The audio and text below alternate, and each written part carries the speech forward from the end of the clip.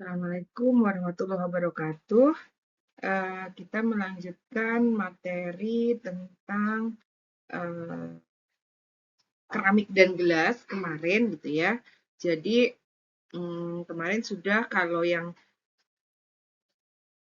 persentase kovalennya itu tinggi, maka penentuan struktur geometrinya melalui hibridisasi. Tetapi kalau karakter ioniknya yang tinggi, kemarin kita lihat struktur geometri molekulnya berdasarkan rasio kation dan anion. Oke, selanjutnya kita akan membahas beberapa material keramik yang banyak sekali aplikasinya. Yang pertama adalah keramik silikat, di mana silikat ini adalah Si dan O.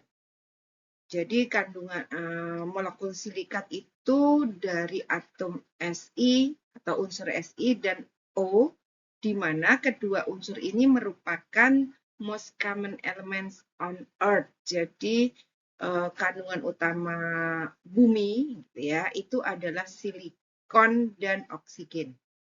Nah, silikat ini gitu ya. Kalau silikat itu berarti yang namanya ada at, itu berarti muatannya negatif. Kalau kita bilang silika, silika adalah SiO2. Ini merupakan polimorfik dari kuarsa, kristobalit, dan tridimit. Jadi struktur utamanya itu adalah silika, SiO2, Si-nya 4+, O-nya 2-, jadi SiO2. Ini kita lihat ya, strukturnya adalah SiO2. Nah, silika ini bentuk kristalnya itu ada 3, bisa berada dalam bentuk kuarsa, kristobalit, dan tridimit. Jadi ketiganya ini penyusunannya teratur dan berulang. Kalau kita lihat contohnya kristobalit gitu ya, kristobalit itu satu Si mengikat 4 oksigen. Loh Bu, kok 4 oksigen? Karena yang 2 oksigen itu jembatan dengan silika yang lain. Jadi ini silika, bukan silikat. Jadi SiO2 tersusun dalam struktur kristal kristobalit. Ikatan SiO yang kuat memberikan konsekuensi silika ini memiliki titik lebur yang tinggi, sekitar 1710. Kalau nanti dibentuk kuarsa, kristobalit, dan tridimit itu naik turunnya tidak terlalu banyak, jadi di sekitar itulah titik leburnya silika. Nah, kalau kita bilang silikat, yang gelas-gelas silika itu gitu ya, itu bentuknya silikat. Di mana kalau silika tadi itu SiO2, kalau silikat itu SiO4 4-. Karena ada kelebihan muatan negatif dari oksigennya, jadi SiO4-. Nah, SiO4- ini kalau ada salah satu oksigennya digunakan bersama oleh Si yang lain akan membentuk Si2O7. Kalau terbentuk 3 dimer, 3 jembatan gitu, itu Si3O9. 6- karena ada kelebihan muatan dari O-nya. Nah, kalau silikat ini muatannya negatif, berarti kan membutuhkan kation untuk bisa menetralkan silikat. Kalau 4-, SiO4 4-, 4-nya ini bisa kita netralkan dengan Mg2, karena Mg itu kan 2 positif ya. Kalau ini 4- berarti kan Mg2 SiO4. Kalau 6- bisa kita kombinasikan Ca2MgSi2O7. Kation apa yang akan kita pakai untuk menetralkan silikat ini? itu akan mempengaruhi sifat keramik yang dihasilkan. Ini kalau kita kenal yang namanya borosilika. Gelas borosilika itu berarti kationnya boron. Berarti kalau Si2O76- berarti boronnya, karena boron itu 3 positif, berarti B2Si2O7. Itu jadi borosilika. Jadi keberadaan kation seperti kalsium, magnesium, ataupun aluminium itu akan memaintain charge neutrality, akan membuat muatannya menjadi netral. Dan bisa juga kombinasinya itu tidak hanya satu silika tunggal, tapi bisa 2 ataupun membentuk dimer. Ini terikat secara ionik. Ya, untuk menetralkannya dibutuhkan beberapa kation. Nah, kation ini gitu ya, itu sesuai dengan kebutuhan karena beda kation akan menghasilkan gelas dengan sifat yang berbeda. Nih, struktur gelas ya. Struktur gelas itu kalau tadi itu kristobalit, kemudian silika ya, silika kristobalit. Kalau ini adalah kuarsa dari silika, SiO2 gitu ya. Ini kristalin juga. Nah, SiO4 4- gitu ya. Bentuknya itu tetrahedron kalau kita lihat rasio Si dibandingkan oksigen. Maka bentuknya tetrahedron. Kalau dipakai untuk aplikasi gelas, entah kaca, entah gelas-gelas minuman gitu ya, yang jelas kaca, itu merupakan fuse silika yang digunakan itu gelas itu amorf, silika amorf. Bisa jadi fuse silika tanpa ditambahkan pengotor apapun, atau silikat dengan ditambah NaCaAl atau boron. Yang disebut sebagai gelas soda, ya gelas soda, itu gelas kalau pecah itu pecahnya tidak tajam tapi kecil-kecil gitu ya, sehingga tidak melukai gitu ya. Jadi gelasnya itu kalau pecah itu tidak pecah yang besar bentuk tajam-tajam itu gitu ya, tetapi pecah kecil-kecil sehingga tidak efeknya tidak terlalu berbahaya. Itu menggunakan soda gelas, di mana kation yang digunakan adalah Na positif. Jadi Na positif ini digunakan untuk memaintain charge neutrality dari silikat. Silikatnya apakah teratur silikat tunggal, silikat dimer, atau silikat trimer? Karena ini bentuknya amorf, berarti tidak ada penataan yang teratur. Jadi suka-suka silikat ini mau membentuk 1, 2, gandengan 3, itu tidak ada keteraturan. Ini yang disebut sebagai soda gelas. Penggunaan kaca itu kan ada yang warna-warni. Warna-warni itu bisa jadi karena menggunakan kation logam transisi digunakan untuk memaintain charge neutrality-nya gitu ya. Itu menggunakan ion-ion logam transisi yang kita tahu bahwa ion logam transisi itu memiliki kekhasan yaitu warna di daerah sinar tampak. Nah, kemudian kalau tadi silika yang kristal itu hanya ada 3, kristobalit, kuarsa, apa satunya tadi apa? Kristobalit, kuarsa, apa tadi ya? Jadi ada 3 tadi. Di luar itu silika bentuknya amorf. Saya malah nggak hafal. Satu lagi apa tadi? Jadi silika amorf yang banyak sekali aplikasinya gitu ya. Silikat layer itu terbentuk dari SiO4 tetrahedron yang berhubung bersama untuk membentuk lapisan.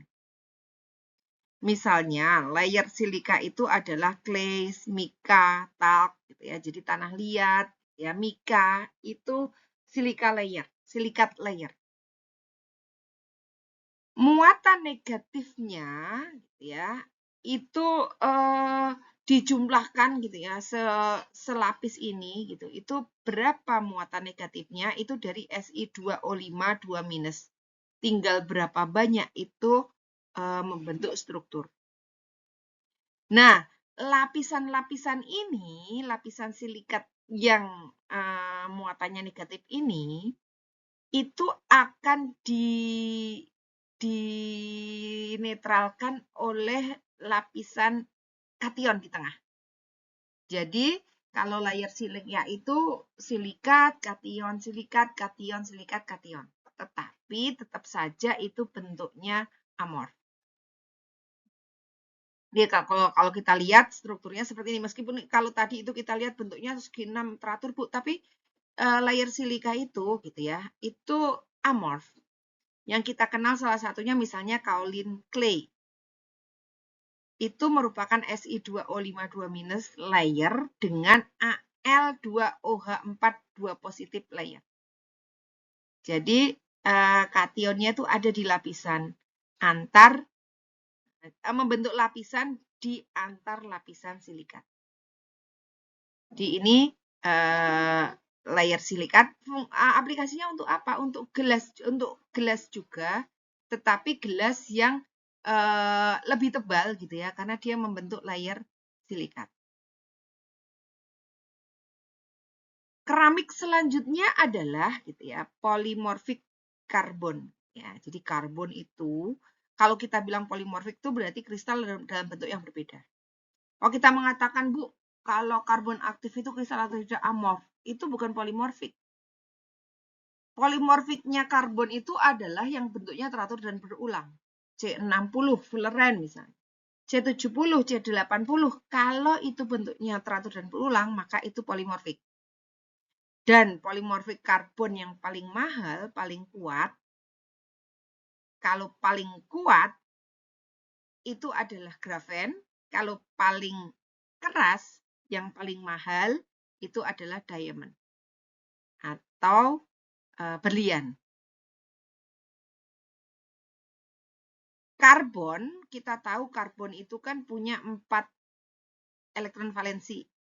Karbon itu kalau berikatan pasti menggunakan sp3 secara normal gitu ya. Meskipun bisa juga, Bu, karbon itu dengan hibridisasi sp ketika membentuk karbon dioksida. Iya, tetapi secara umum karbon itu strukturnya adalah tetrahedral. sp3 karena dia punya 4 elektron terluar gitu ya. Jadi 2 di orbital s dan 2 di orbital p elektron valensinya.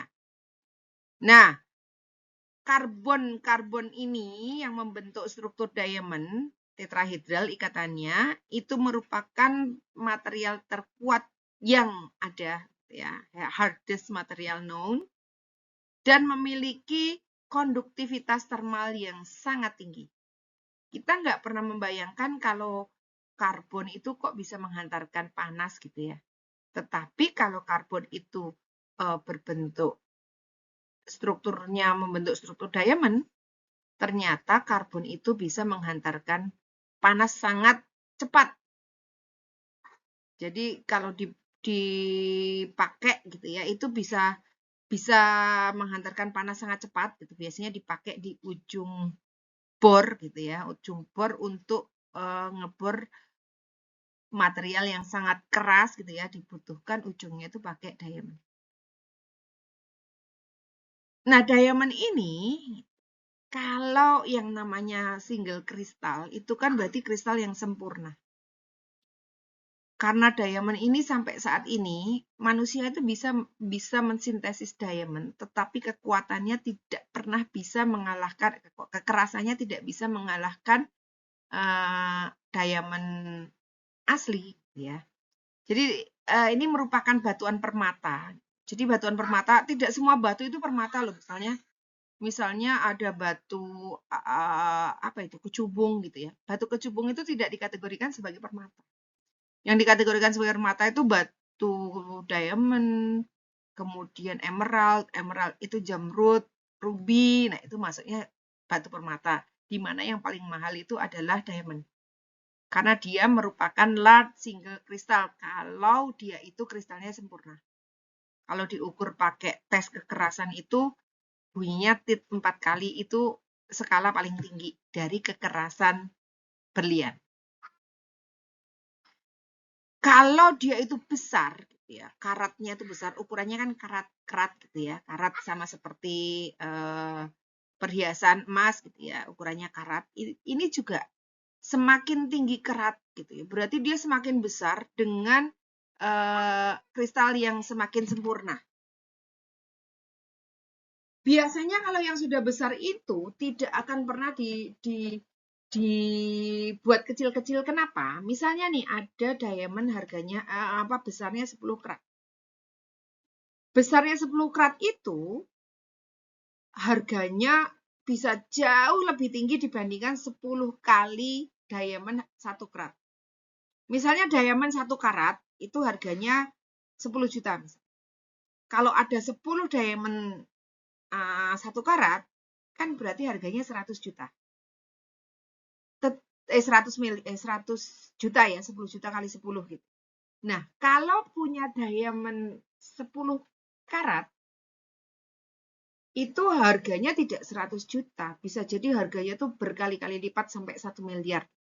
Karena sangat susah menemukan large single crystal dari diamond. Sehingga kalau ada kecil-kecil itu yang digunakan untuk gerinda atau memotong material lain. Jadi dipakai untuk memotong material lain yang material itu sangat keras sehingga membutuhkan diamond. Diamond thin film gitu ya.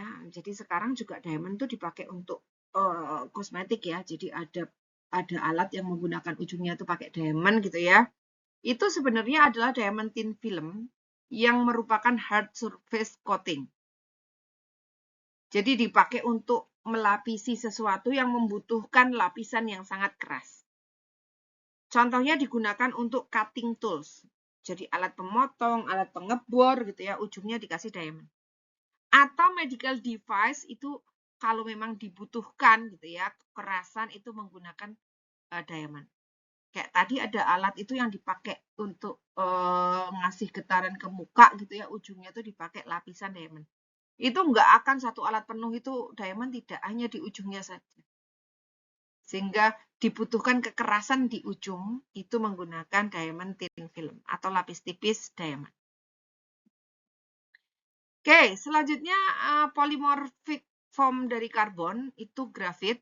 Berarti grafit itu sebenarnya grafit itu juga kadang-kadang tidak 100% kristal, tetapi secara struktur grafit itu kristal. Jadi bentuknya itu struktur benzen gitu, ada double bondnya membentuk lapis-lapis. Ini grafit. Jadi grafit itu layer structure dari karbon. Karbonnya karbon heksagonal. Kalau dia teratur semakin tinggi kemurnian grafit, maka dia semakin kristal. Ikatan antar lapisan ini itu lemah karena ikatannya hanya ikatan van der Waals. Nah, panel ini gitu ya. Jadi lapisan ini itu gampang licin gitu. Sehingga grafit ini itu bisa dimanfaatkan sebagai good lubricant atau pelumas. Padahal yang kita tahu grafit itu kan sering dipakai untuk ujungnya pensil gitu ya. Ujung pensil itu kan grafit gitu. Meskipun itu grafitnya grafit yang amorf, bukan grafit yang kristal. Kalau grafit itu kristal, layernya benar-benar sempurna cincin 6 gitu ya. Itu bisa digunakan sebagai bahan pelumas yang baik. Polymorphic karbon yang lain adalah fullerene C60 dan nanotube. Fullerene itu spherical cluster of 60 karbon atom. Bentuknya seperti bola sepak. Bola sepak bola, soccer ball.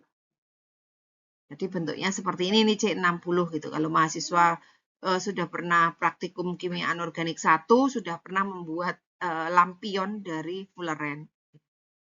Itu C60. Nah, karbon nanotube itu adalah lapisan grafit yang di-roll, maksudnya diputar membentuk tabung. Kemudian ujungnya itu adalah separuh fullerene. Jadi fullerene 1 dibagi 2, separuh di ujung satu, separuhnya lagi di ujung yang lain. Sementara tabungnya itu adalah lapisan grafit yang ditangkupkan membentuk tabung. Itu yang disebut sebagai karbon nanotube. Dan karbon nanotube ini kristal. Kalau dianalisis menggunakan XRD akan tampak puncak-puncak tajam. Nah, sama seperti halnya kemarin di logam ataupun di polimer nanti ataupun di komposit, ya, ada kecacatan struktur keramik. Di mana kecacatan kalau kemarin di logam itu ada kecacatan garis, ada kecacatan titik. Di dalam keramik ada juga kecacatan titik. Kecacatan titik sama seperti kemarin, bisa jadi kekosongan atau interstisial. Kekosongan bisa jadi yang kosong kationnya ataupun anionnya. Itu kecacatan titik. Atau kecacatan interstisial. Yang namanya interstisial itu berarti keseselan. Interstitial exists for cation. Biasanya yang diseselkan karena yang kecil itu kation. Anion itu kan ukurannya pasti lebih besar dari kation. Agak susah kita menyeselkan anion itu agak susah karena besar. Yang bisa, yang ada, yang eksis itu adalah kation. Karena kation kecil ditambahkan di situ nyesel di antara anion dan kation. Jadi interstisial ini tidak ditemukan untuk anion karena anion itu ukurannya besar gitu ya, sehingga susah kalau anion itu masuk ke dalam sisi keramik. Struktur keramik itu susah. Jadi vakansi dan interstisial. Interstisialnya adalah kation. Yang ketiga itu Frankel defect. Itu adalah kation vakansi dan kation interstisial pair. Jadi ada Frankel itu di sini, ada yang kosong di posisi kation, di sisi yang lain ada kation yang desel-desel. Ini disebut sebagai Frankel defect, sama seperti kemarin di logam gitu ya. Nah, jadi ada kekosongan kation, gitu, tetapi ada nyesel juga terjadi secara bersamaan, disebut sebagai Frankel defect. Sementara Schottky defect itu adalah pasangan kekosongan kation dan kekosongan anion. Jadi ada kation yang kosong, ada anion yang kosong gitu ya. Kalau itu berpasangan itu disebut sebagai Schottky defect. Kadang-kadang defect yang seperti ini kalau untuk aplikasi yang membutuhkan sisi aktif, yang seperti ini memang sengaja dibuat supaya ada sisi aktif di sini ya, menjadi bagian yang misalnya sebagai fotokatalis, maka di bagian inilah fotokatalisis itu akan terjadi karena bagian-bagian yang seperti inilah yang bisa menciptakan bukan oksidan gitu ya, yang akan menginisiasi proses katalisis. Jadi defect, kecacatan itu kadang-kadang memang disengaja, misalnya ditambahkan doping, nitrogen doping, fosfor doping, belerang doping gitu ya, itu memang disengaja. Nah, imperfection in keramik, ketidaksempurnaan di keramik, kalau tadi itu kan kita ngelihat secara global posisi kation dan anion, tetapi ketidaksempurnaan keramik itu yang pertama itu berasal dari elektron neutrality atau charge balance yang harus di-maintain ketika ada impurities. Jadi kalau misalnya kita tambahkan kation, ya tetap totalnya itu harus netral. Misalnya, kalau tanpa impurity kan seperti ini gitu. Ini misalnya natrio, Na+, Na+, gitu ya. Nah, ketika kita tambahkan Ca2+, yang terjadi adalah Ca2+ ini karena 2 positif, itu akan menggantikan 2 natrium. Jadi, ini adalah substitutional cation impurity. Dengan adanya Ca2+ ini kan sebagai pengganggu gitu ya, atau jadi nggak sempurna, karena harusnya tanpa pengotor itu semuanya Na. Jadi meskipun digantikan oleh Ca, netralitas itu tetap harus dijaga, karena kalau tidak kan nggak bisa dalam bentuk ion itu nggak akan bisa, padatan itu nggak akan bisa. Jadi pasti akan termaintain muatannya. Atau bisa juga kalau yang diganti anionnya, misalnya Cl itu kan minus-minus, diganti dengan oksigen yang 2 minus, maka satu oksigen itu akan menggantikan, karena oksigen itu lebih kecil dibandingkan Cl, gitu ya. Maka satu oksigen yang mengganti Cl pasti akan menimbulkan anion, kekosongan anion atau anion vakansi. Karena satu oksigen ini bisa menggantikan 2 Cl. Oke. Nah, pada keramik umumnya itu ada diagram fasa. Diagram fasa di sini contohnya adalah campuran antara MgO dengan Al2O3. Artinya, komposisi fasa itu mempengaruhi, sangat dipengaruhi. Jadi hasil materialnya itu sangat dipengaruhi oleh komposisi dan dipengaruhi oleh temperatur. Misalnya begini, kalau kita ambil di titik 0 ini, artinya Al2O3-nya di sini 0. Artinya di sini 100% itu MgO, magnesium oksida. Magnesium oksida ini gitu ya, akan berbentuk magnesium oksida sampai suhu berapa dia berbentuk magnesium oksida? Sampai suhu 2800. Di atas 2800 dia akan berbentuk liquid pada 100% MgO.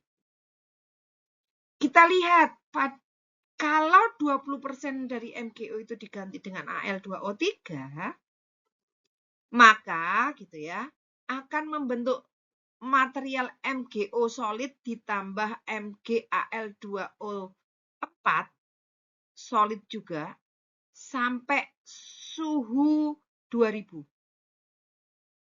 Di atas suhu 2000 ternyata aluminiumnya mencair. Sementara MgO-nya masih berbentuk padatan. Nah, kalau tadi 100% MgO itu akan memiliki titik leleh pada 2800 derajat, dengan adanya penambahan Al2O3 ternyata menurunkan titik lebur atau titik leleh. Karena pada suhu sekitar 2600, ini ya kalau kita tarik ke temperatur, pada suhu di 2600, campuran 80% MgO dan 20% Al2O3 ternyata sudah mencair. Semakin banyak kandungan Al2O3 yang ditambahkan, ternyata titik leburnya semakin turun. Sampai kira-kira di komposisi 55% Al2O3, berarti MgO-nya hanya 45%. Karena ini 50, kira-kira 55 lah titik ini ya. Di titik 55 ini, maka disitulah titik lebur terendah gitu ya dari material MgO campur dengan Al2O3. Mulai mencapai titik terendah yaitu pada 2000. Ini semuanya bahkan MgO-nya sudah tidak ada, semuanya berubah menjadi liquid. Kalau di sini tadi gitu ya, di titik 2000 gitu ya, itu masih ada MgO solidnya, tetapi pada komposisi 45 banding 55 pada suhu 2000 ternyata semuanya berubah menjadi cair, semuanya mencair gitu ya. Jadi mencair. Nah, begitu tambah Al2O3 lagi gitu ya, ternyata gitu, ada sebagian MgAl2O4 yang berbentuk solid. Jadi ini yang disebut sebagai diagram fasa. Dipengaruhi oleh komposisi dan temperatur. Ingat ya, jadi ini nanti siapa tahu nih keluar di UTS gitu ya, jadi mahasiswa bisa menjelaskan terkait diagram fasa. Nah, keramik itu kan material yang memang dibutuhkan juga pada banyak aplikasi. Kalau kita tahu yang namanya keramik dipakai untuk tegel itu seperti apa sih gitu ya.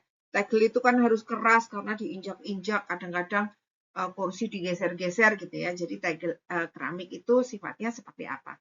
Piring gelas yang berasal dari keramik gitu ya, itu sifatnya seperti apa? Gitu ya. Kita bisa melihat secara fisik. Itu sifat fisik. Sifat mekaniknya ternyata material keramik itu lebih brittle dibandingkan metal, lebih rapuh dibandingkan metal, dibandingkan logam. Why is this so? Kenapa? Karena kita mempertimbangkan mekanisme deformasi, mekanisme kerusakan. Pada struktur yang kristalin, gerakan gitu ya, adanya gerakan, tekanan itu akan menyebabkan dislokasi. Sementara pada padatan ionik, gerakan itu susah. Kalau di logam itu kan umumnya kristalin ya. Logam itu kan kristalin. Adanya pergerakan, jadi logam itu bisa dibilang, lihat loh, dia punya elastisitas logam itu gitu ya. Sementara keramik itu tidak punya elastisitas sama sekali. Kenapa? Karena keramik itu kan padatan yang terbentuk, apalagi semakin terbentuk dari ikatan ionik, ya. Seperti yang kita lihat gelas dan material keramik yang dari silikat tadi gitu ya, itu kan terbentuk dari ikatan ionik tinggi. Kenapa? Si4+ gitu ya, 4+ itu kan berarti akan mengikat anion dengan muatan minimal 4- untuk jadi silika, bahkan tadi ada yang 6- dan sebagainya. Jadi itu ikatan ionik yang sangat kuat. Nah, pergerakan atomnya itu susah. Sehingga kalau misalnya dia tidak punya elastisitas, maka gitu ya, kita bayangkan keramik jatuh itu pecah kan gitu. Gelas jatuh itu pecah, brittle dia. Dan kalau pecah itu kalau brittle itu pecahnya kayak kalau saya sering bilang tuh seperti nastar gitu ya. Banyak remah-remahnya. Jadi pecahnya tuh pecah remah-remah. Sementara kalau material itu liat, dia nggak brittle tapi liat gitu. Pecahnya itu tidak akan menimbulkan remah-remah pecahan kecil. Jadi secara mekanis keramik itu lebih brittle dibandingkan metal. Sehingga banyak aplikasi yang memang membutuhkan kelihatan itu tidak bisa menggunakan keramik. Kita lihat keramik itu tidak punya elastisitas sama sekali, tidak elastis. Oke, jadi flexural test ini digunakan untuk mengukur elastisitas modulus, ya. Jadi dikasih tekanan. Kalau logam itu masih bisa melengkung, nanti kembali lagi ke posisi semula. Sementara keramik itu tidak punya, dikasih tekanan kayak gini ya sudah, brittle itu nggak bisa. Jadi tensil test itu sangat sulit dilakukan untuk brittle material. Jadi di tes seperti ini pakai flexural test ini untuk keramik itu sangat susah karena tidak bisa. Dikasih tekanan karena dia brittle, dia rusak langsung. Pecah gitu ya. Sementara kalau logam masih punya elastisitas modulus itu masih punya. Dikasih tekanan dia bisa menahan gitu meskipun berubah bentuk, nanti dia akan kembali ke posisi semula. Itu yang disebut sebagai elastisitas. Oke, jadi ini adalah rumus elastisitas. Kalau di kimia gitu ya akan saya minta mahasiswa untuk menghitung, tetapi di sini enggak gitu ya. Jadi yang jelas elastisitas ini menunjukkan kelihatan material. Kalau dia elastis berarti dia lihat karena ditarik, di roll, diputer gitu ya. Itu dia tidak pecah gitu ya. Tetapi kalau keramik itu tidak, rendah sekali elastisitasnya. Oke, jadi ini silakan nanti mahasiswa, ini adalah summary dari materi terkait dengan keramik. Ya, jadi untuk keramik saya tutup dulu. Assalamualaikum warahmatullahi wabarakatuh.